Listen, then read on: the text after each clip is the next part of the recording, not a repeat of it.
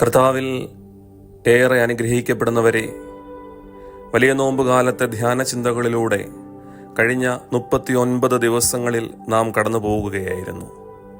അതിൻ്റെ പരിസമാപ്തി എന്ന നിലയിൽ ഇന്ന് 40-ാം വെള്ളി.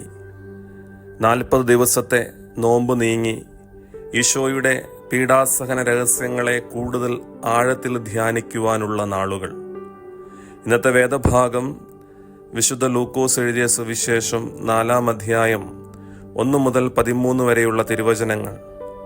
യേശു തൻ്റെ ജ്ഞാനസ്നാനത്തിന് ശേഷം ആത്മാവിനാൽ പരീക്ഷിക്കപ്പെടുവാനായി മരുഭൂമിയിലേക്ക് നയിക്കപ്പെടുന്നു.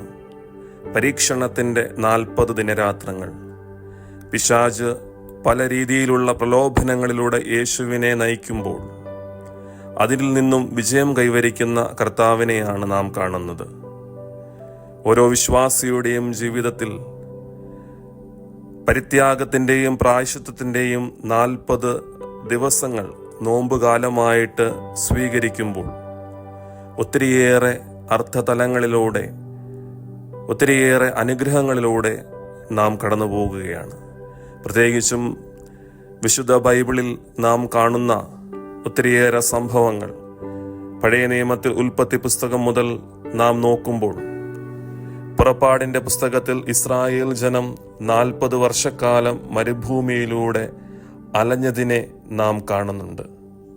അതോടൊപ്പം തന്നെ സീനായി മലയിൽ മോശ ഉപവസിക്കുന്നു. ഇസ്രായേലിൻ്റെ മരുഭൂമി യാത്ര,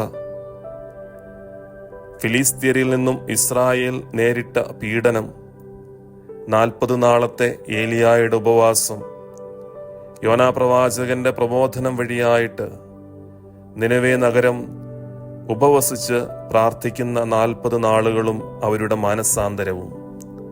പ്രിയമുള്ളവരെ, സഭ നമ്മെ പഠിപ്പിക്കുന്നത് പോലെ നോമ്പും പ്രാർത്ഥനയും ഉപവാസവും കൊണ്ടല്ലാതെ സാത്താൻ നമ്മിൽ നിന്ന് പുറപ്പെട്ടു പോകുകയില്ല എന്ന വലിയ സത്യം മനസ്സിലാക്കിക്കൊണ്ട് തുടർന്നു വരുന്ന ദിവസങ്ങൾ യേശുവിൻ്റെ പീഡാസഹന രഹസ്യങ്ങളെ കൂടുതൽ ധ്യാനിക്കുവാനും അതുവഴിയായിട്ട് ഉദ്ധാനത്തിൻ്റെ വലിയ അനുഭവത്തിലേക്ക്, സന്തോഷത്തിലേക്ക്, പ്രത്യാശയിലേക്ക് എത്തിച്ചേരുവാൻ നമുക്ക് സാധിക്കട്ടെ എന്ന് പ്രാർത്ഥിക്കുന്നു.